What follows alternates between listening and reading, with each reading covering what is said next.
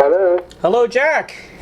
Yeah, is that Ray? How you doing, man? Hi, man. You sound like you're far away. Oh, really? I'm sorry about that. I think you're getting closer. Okay, this happened one other time when I talked to Julian Lennon, and he was in, I think he was in Italy. All right, it's probably something to do with that, yeah. Yeah. Don't worry, I can hear you fine. It's no problem. Okay, great. Did you guys have a rough winter in the UK? It was very wet. There was so much rain here you wouldn't believe it. It rained for like 6 months. Really? That's terrible. Yeah, it was very bad. A lot of flooding. Are you in New York? I'm in Florida, actually. I'm in Florida. Yeah, it's beautiful here. Yeah, it's nice here now. Now the rain stopped. It's very beautiful and sunny, although the sun's going down now. But it's chilly. It's not like Florida. Well, Jack, you're going to have to get a place here. You know, my whole building is filled with Brits. My neighbor is from Scotland. I got a guy from Liverpool, another guy from Birmingham down a couple of doors. It's a good idea not to go there. That's funny. I wanted to talk to you first about the new album, and then we'll talk a little bit about the past. How's that? Whatever you want, man. Thank you. Okay. Cool. I want to say that the new album is excellent. I really, really like Silver Rails. Thank you very much. I appreciate it. That makes me happy. It's some of my favorite tunes on the album. I got to tell you, the one that really stuck out was "Reach for the Night." Oh yeah, that's good. The nice thing is that people have different favorites. Right. You know, I just started talking to people about the album, and I like that because some people like this one. Some people like. I think that's one of my real favorites, "Reach for the Night," because it's kind of biographical, isn't it? Yes, it is. To me, it's like a film noir version of me. You know, I can see myself in the slouch hat and you know, the Philip Marlowe look. Exactly. The cat smoking the plain camel. You know. Yeah, it kind of reminded me too, like a Mickey Spillane novel. You know, kind of that. Oh, exactly. I was thinking, you know, more like Raymond Chandler. Right. Similar vein, very much so. It's got that kind of sleazy bluesy track. Plus, there's a little bit of hints of Steely Dan in there too with your voice. Well, that's no insult. I'll take that. No, they're a good band.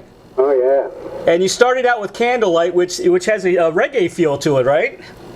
Well, yeah, I would say it's more like a calypso. It's not a strict reggae. It's just. Funnily enough, well, you being in Florida, you're not far from Cuba.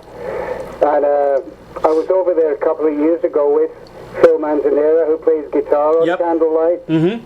And we went over there to play with some Cuban musicians.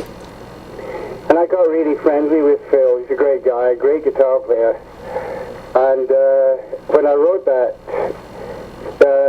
music for that, I thought, that's Phil Manzanera, man. I've got to get him on there. Exactly. But you know, my mom's Cuban.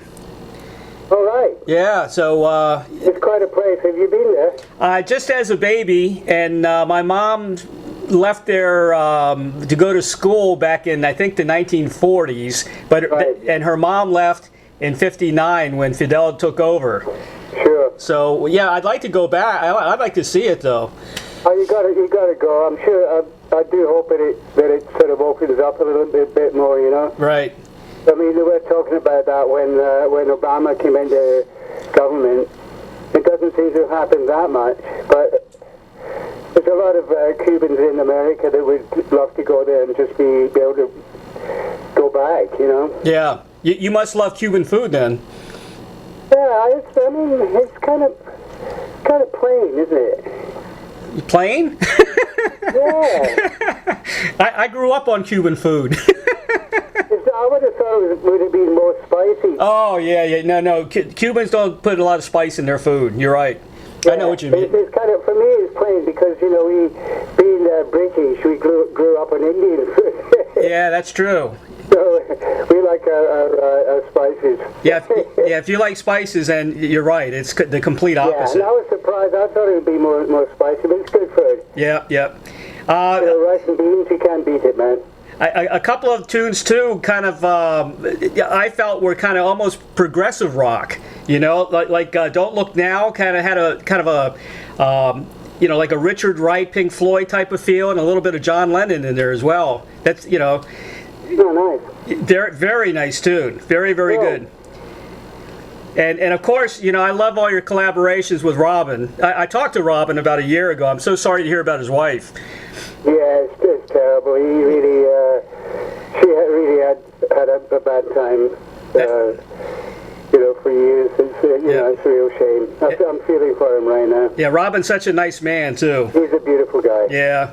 Rusty Lady is a great track. Talk a little bit about that song. That was like from the death of Thatcher, right? Yeah.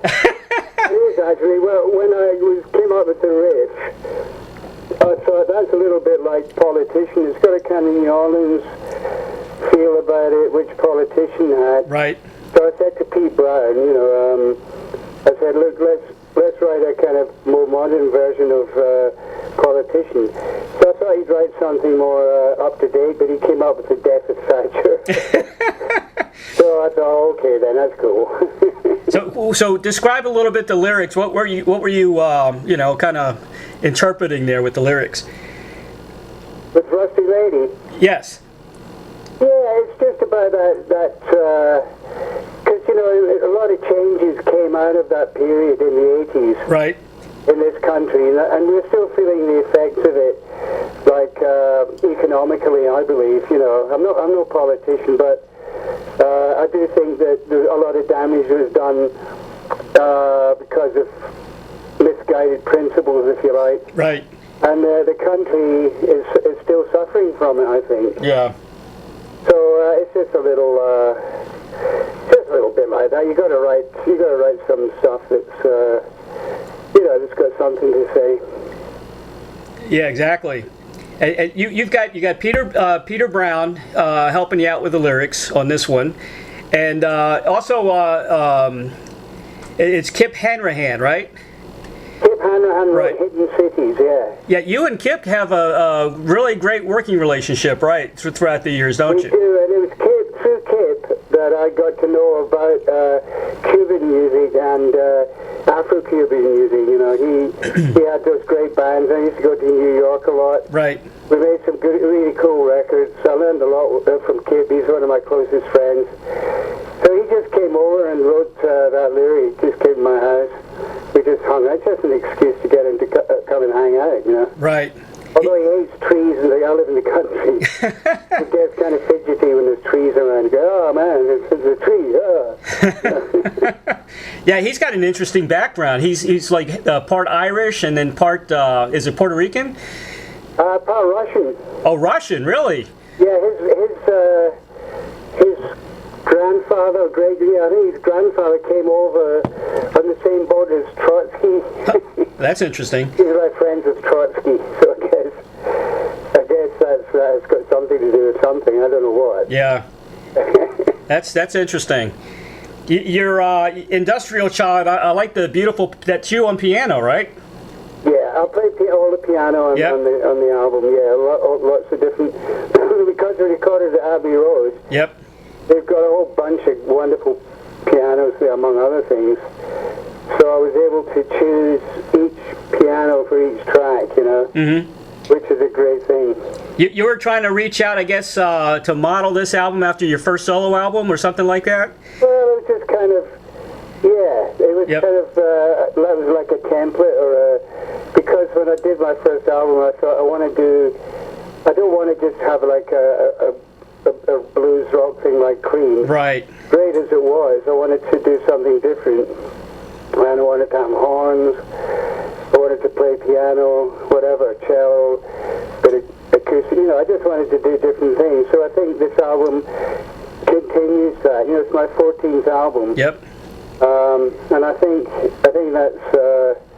that was what I was trying to do, just continue that diverse thing. Because I listen to a lot of music, I listen to a lot of different kinds of music, and rather than just doing one thing, when I make an album, the challenge to myself is to write all these diverse tracks. Sure. but to make them work like a kind of jigsaw, because it's hard to get one. If you got a lyrical track going in a hard rock track, going in, it's got to work. You can't just plonk them down on there. You got to write things to work together. Well, you definitely crossed over into many different genres, not only in this album, but in your career. Yeah, sure. Yeah. But that's just what I do. I mean, it's not. I'm not claiming any great credit. I mean, I think people who do one thing, like Eric, say, who basically does one thing, is great. You sort of do one kind of playing, do one kind of thing. Although he has crossed over a little bit in more recent years. Yeah. Doing a bit of jazz here and there and stuff. But I've always liked playing, I don't know, I just like playing different kinds of music and playing with different kinds of musicians because I find that really interesting, Well, it's more of a challenge to you, too. You need it's fun. Yeah, you need a challenge instead of just, going through the motions, because, the rock part... I like working with Kip. Right. I had to learn how to play in the clave and all that stuff. Which, if you're just a British rock musician guy, you don't necessarily know about, Yep. I had to learn all that. Yeah, exactly. A great conga player called Milton Cardona. Right. And he taught me he taught me a lot of the nuances. He's a Santori priest. Huh. So he knows his onions, as it were.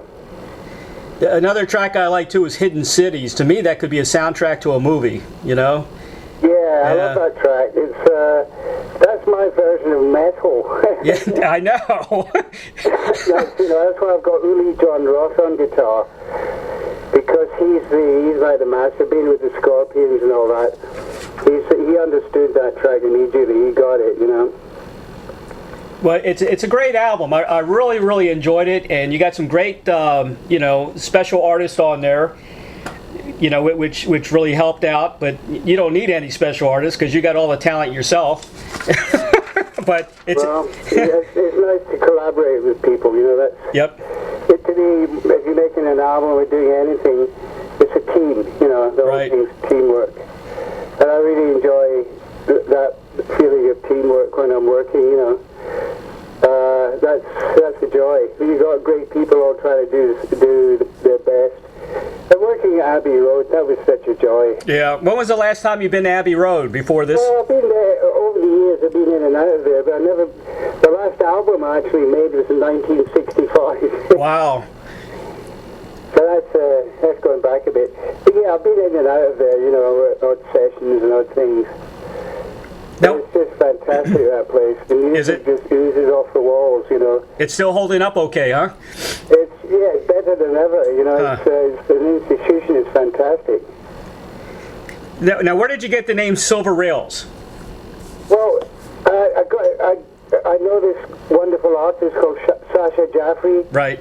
Who painted the cover and put some other pictures on there. And I'm very fortunate to know him. He's a friend of mine. He's a great young artist, probably the most well-known artist in Britain, a young guy. And I asked him, I said, could you just improvise? I'll give you a bunch of titles that I might call the album. And you just improvise, listen to the album and paint the cover. Mm-hmm. So he did that, and he said, you got to call it Silver Rails, because that's what I was thinking when I did it. Right. I had other crazy titles like Cream Crackered, joking titles. I had, just mad titles. I always have a lot of funny titles, and then end up with one. But it's got some meanings to me, Silver Rails, and I think it's got to me, you can read what you want into it. Well, I think I'm going to give it 5 stars. How's that? That'll be me, as long as it's not out of 10. No. You know who just asked me the same question? Ian Anderson. All right, he's an old buddy of mine. Yeah, I just interviewed Ian on his new album, and he's going to be, my next article is going to be him, and then you're going to follow Ian. How's that? Oh, that's beautiful. How bad is that? He said the same thing. He said 5 out of 20? I said, no. Yeah, see, he's even more humble than I am. I said 10. Yeah. Very cool. Thank you, man. I've noticed you got a great sense of humor, and I think in one interview you said that I think the problem with you and Ginger was that he didn't have a sense of humor. Is that true? Well, he's got his own sense of humor, which is I don't understand. He doesn't get me, that's for sure. He doesn't get my humor. But then, I think I'm a pretty funny guy, but then I guess a lot of idiots do. Well, I've noticed that right away, because I got a sense of humor too, and Yeah, I've noticed that. That's me. If you haven't got a sense of humor, you're making your life 100 times harder. Exactly. It doesn't matter what happens to you. If you can have a laugh about it, and don't take yourself too serious, the battle's halfway won, You're 100% right. Let's see. Who are some of your early influences in music that got you interested in becoming a musician and a professional musician? Who are some of the early guys? As far as the big main influence on me, I would say it was Charlie Mingus. Okay. Great bass player and Right. composer, American composer, fantastic. I just thought, well, that's what I want to do. I was a bass player. Yep. I played upright bass, and I thought that's what I want to do. I want to write great tunes and play the bass and be a band leader. Yeah, exactly. And smoke a big funny pipe like Charlie Mingus. So I got the pipe. Do you smoke a pipe? No. No? At the time I did, when I was like 19 or 18 or whatever. Right. Yeah, I went out and bought the pipe. Well, if you're Scottish, you got to smoke a pipe. Come on. You got to smoke a pipe, yeah. I think everybody should smoke a pipe. I like those the clay pipes, Yeah. They're kind broken off at the end. Even the women smoke that in Glasgow, in Scotland. It's cool. I smoked a pipe for a while, but then it got like too much work. There's a lot of work in smoking a pipe. Yeah. It's a certain kind of a guy to smoke a pipe. I'm not being sexist there, because there's not a lot of women who smoke pipes. Yep. Although Carla Bley, I worked with a lot, Yep. she smoked a pipe, which I found fascinating. I love Carla Bley. She's so great. She's had a wonderful. Yeah, man, she's great. She's had a wonderful, wonderful career. Yeah. So, some of the guys that She also smoked a pipe, so what are you going to say? Yeah, but what was in the pipe? I think it was just some. I remember when she worked in a band of mine with Mick Taylor, Right. and we had this band, and she had these the little tiny bottles of gin that you get on a plane or whatever. So Yep. she used to have one of those a day, and she was really worried. She said to me, "Jack, should I really worry? I'm drinking a whole bottle a day." I said, "I think you'll be all right with that bottle." Well, if they're small. That'll be okay. Yeah. Just smoke your pipe. Just smoke your pipe. You got to do something to complement the pipe, Yeah, well, that was she's up to a bottle a day, but a miniature. Yeah, that's okay. That's all right. That's good for the circulation. Yeah. They used to say that James Brown was the hardest working man in show business. I think it's you. Yeah. That's very nice of you to say so, but I would have to take my hat off to James Brown, man. He was amazing.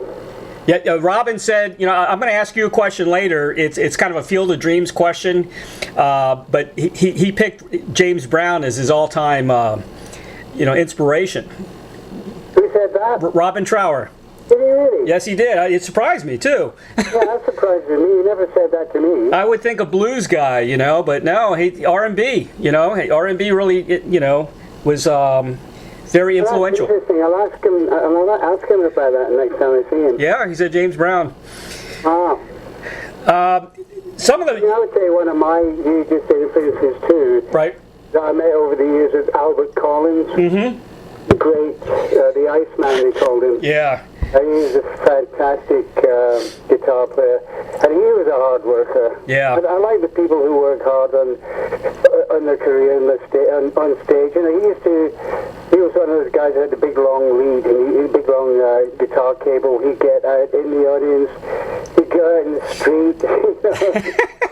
Fantastic. And he said to me, Jack, just don't forget, you're just an entertainer when right. it all comes down to it, Yeah, that is true, Yeah. But you know, the fans don't look at it that way. The true fans, you know, the aficionados, you know, it's almost like a religion to them. Yeah, I mean, there are people like that. You know, it's cool too. Yeah. It's so cool to me. You played with so many people and so many bands. I guess you were even offered a job with Marvin Gaye. Is that right? I was, man. When I was a kid, I was only. How cool is that? I was only 21, or something like that. Wow. And yeah, he came right. We did this TV show, and I was, it's Marvin Gaye. I thought he'd be off, kind of partying or whatever it is that Marvin Gaye does. We just got to talking, and I said, "Oh, I'm just going home." He said, "Let's just go to your place." And we just sat up all night talking about music.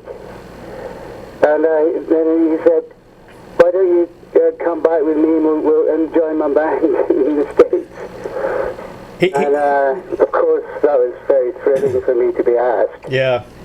But at the time, I couldn't do it. I was going to get married like a couple of days after that. He said, "So I can't not turn up at the wedding." No, that you got to set your priorities. Yeah, well, yeah. Maybe the way things have panned out, maybe you should have gone to Detroit. Then you would have been classified as an R&B guy. Yeah, I mean, it could have been. I don't know. It would have been interesting. You could have been in Motown. Yeah, I could have. Well, I got to know James Jameson later on, much later on. Right. And I used to do his sessions occasionally because that was when he'd moved to LA. Right. And when he had too much work, because I was there for a few months, he'd say, "Hey, you want to do this session?" So I'd show up, and the guys were not too pleased when they saw me. But when they had me playing, they didn't worry too much. Huh. A couple of guys, I recently covered John Mayall's 80th birthday, which was here in Sarasota. And John Mayall looks great, man. He's like, 80, 81 now. He was bringing out his own equipment on stage and setting it up, during the show. He's an amazing guy, He looked really good for, I hung out with him a little bit and got his set list. Are you still living in like Topanga Canyon or somewhere? Well, I think he's in the UK, right? Is he? Well, I think he's touring a bit, but I thought he was still, he lived, I think his house got burned down there, didn't it? Yeah, yeah. He looks fantastic, man. I tell you that. He's in great shape. Mm. And another guy, I hang out with once in a while, and I'm kind of helping his new project get along, is Corky Lang. Really? Corky came down and we had lunch in Venice, and he hangs around now a lot in Finland, in that area, Helsinki. He's got a rock opera going on now. Really? Yeah. Nice. Oh wow! What can I say? Corky Lang's rock opera. Rock opera, yeah. Wow, I'm speechless. I'm kind of helping him with it because a lot of people don't get it because it's about human genetics, based on a thesis that a professor did in Finland.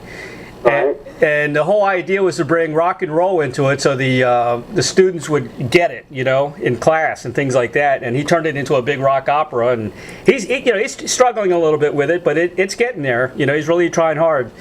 Yeah. Yeah, very interesting. That sounds pretty off the wall for Corky. Yeah. I mean, those guys are always on at me to get back together, Yep. But I just felt, I kind of moved on from that kind of format, I think you're on the right track, Yeah, I just like doing what I'm doing, I'm not a kid, and I just want to do what I'm doing. Very enjoying life. Got a wonderful house in Mallorca, just new place that I bought, and just want to go and hang there, write some more songs, get back into Abbey Road. Yep.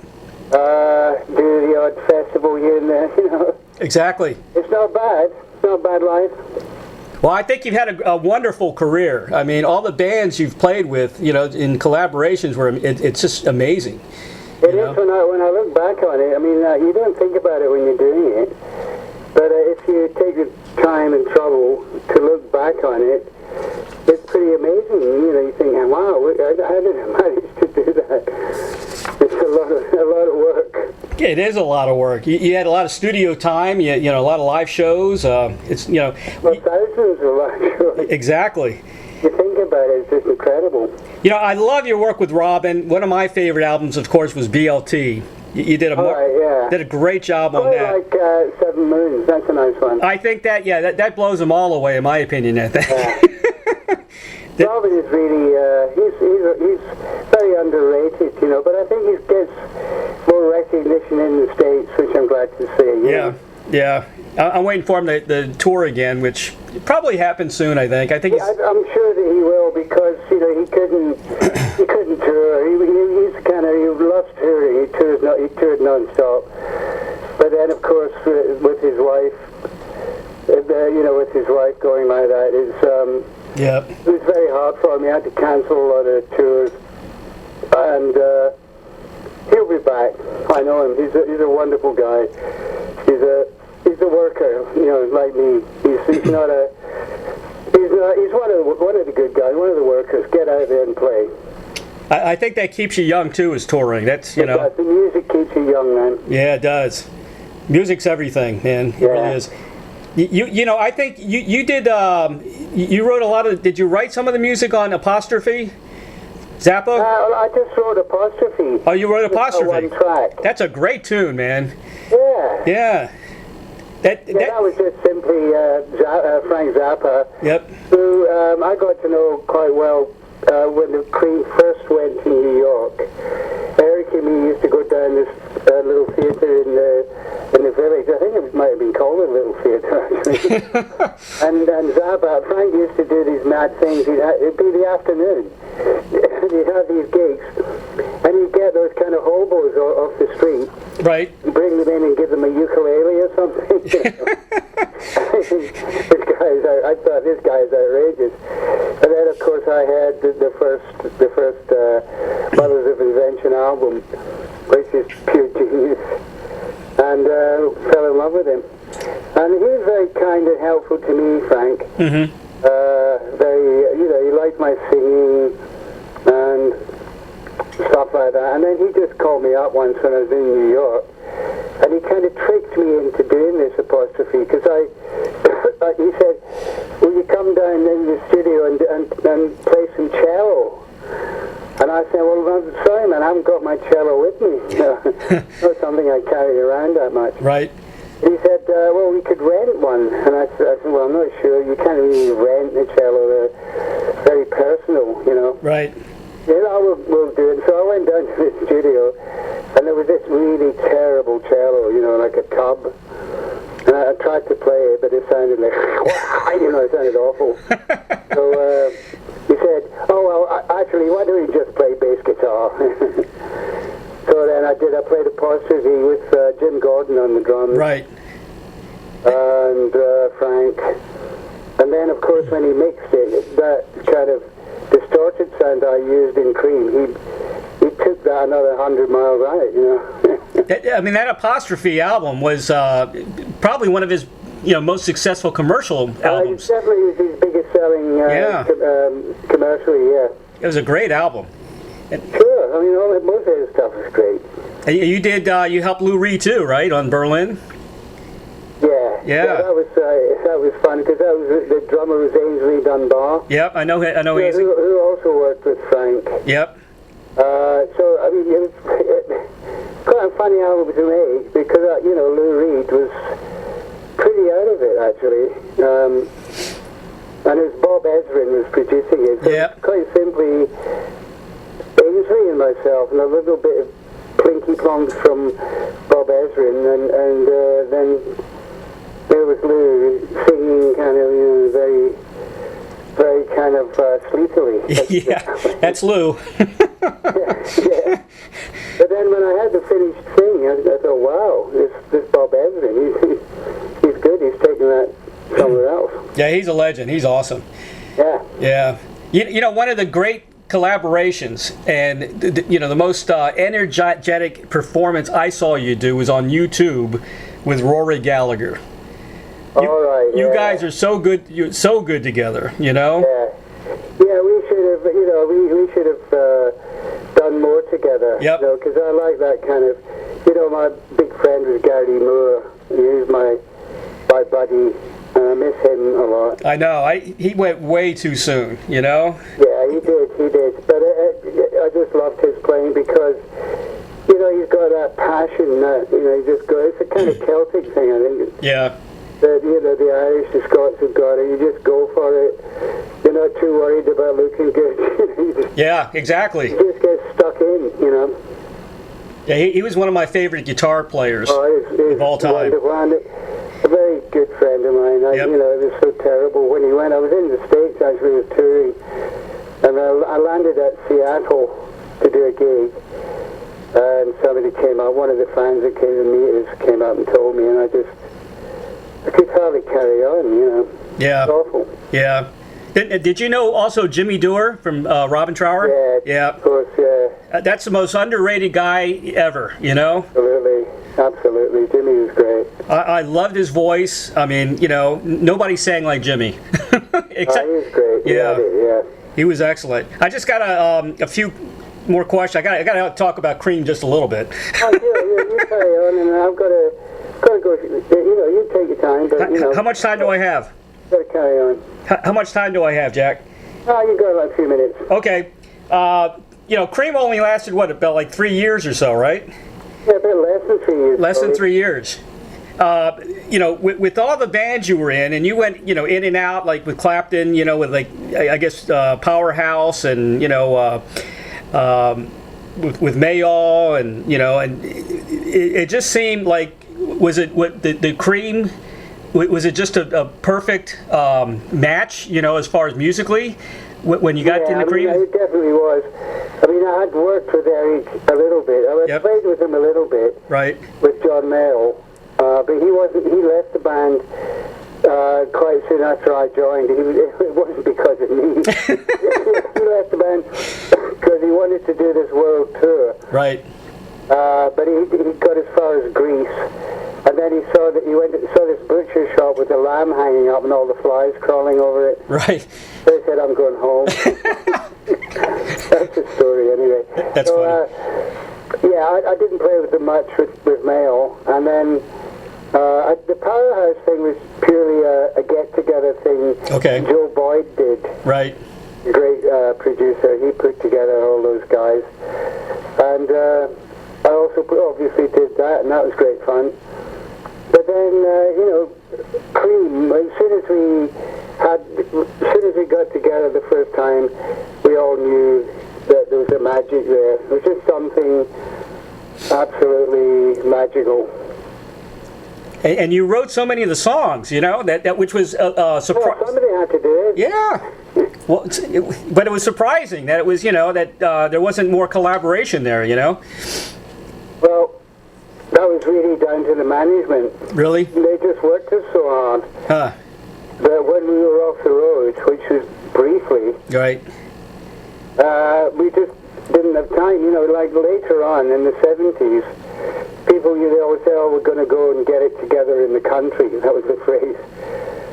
But we never had that. They were making so much money out of us, to be quite frank about it. right. They didn't want us to stop. So management. Because every time we had a day off, Yep. they were losing money. So they just kept us going, because I think they always thought this ain't going to last. Yeah. And it didn't last as long as it might have. Because of that, very short-sighted. They had a really terrible manager, and they just sort of kind of worked the band to death, really. And the one thing that would have kept the band alive and kept going was if we could have got together and co-written songs. But we just never had a chance to do that. I'm going to put you on the spot here. If you don't want to answer, fine. But who do you think was the better, maybe blues guitarist, Eric or Jimi Hendrix? That's a hard one. I mean, to me, I would say Eric. Right. Just simply because Jimmy was this force of nature. And I don't even think of him as I mean, yeah, he was a great blues guitarist, but he was something else, you know. He was like from another planet. Yeah. You know. He was just this amazing force And he was a friend of mine, and it's so difficult to say who's that one's better, that one's better. Right, right. But, I think, Eric has such a great knowledge of the blues. He knows the blues inside out, and he's studied it, and he's like a musicologist. And he's got that beautiful phrasing thing that he does. So I would have to say that, but that's probably out of loyalty as well, Yeah, I hope he keeps talking about retiring. Maybe that's just his farewell tour, beginning to start or something. I know he retired a few years ago. Yeah, I know. But still going. I think in the music business today, it doesn't mean anything. Right. You say that. I mean, I don't think. If you retire, you can always come back. Exactly. Yeah. Jack, here's your final question. This is a question I ask everybody, and remember I said Robin said James Brown. If you had a Field of Dreams wish, like the movie Field of Dreams, to play or collaborate with anyone from the past, I mean, you can go way back, or the present, who would that be? And I know you played with a lot of people, but... Yeah, that's a tricky one for me. I probably would say, we nearly had a band with Jimi Hendrix and Tony Williams. Mm-hmm. We were talking to each other about forming a band with those guys, and I would love to have seen what happened if the three of us had got together. Okay. So I would have to say that. I could definitely see you with Jimmy. Yeah. That's a gimme. So I would say Jimmy and Tony Williams. Okay, that's a great answer. Touring? Are you going to be supporting the new album soon, or? Yeah, I was planning to do some, but I'm just going to do some gigs later on in the year. Okay. To do some things in the UK. Hopefully get to the States. Yep. Do some festivals. Great. But I'm going to be taking it nice and easy. Okay, good. You deserve it. Well, it's not that so much as I want to write the next record. I enjoyed the whole process of writing and recording this album. It's a lot of fun. I want to do it again, Yeah. Be in the studio for a while. Yeah, I'm just greedy. I've got that recording bug back. Good. Well, we want more music from Jack Bruce. Thanks very much, man. I really appreciate speaking to you, and it's been really interesting. Thank you so much, Jack. Thank you for all the incredible music. Hope to see you. I hope to see you too, man. All right, man. All the best. All right, you too. Bye-bye. Cheers.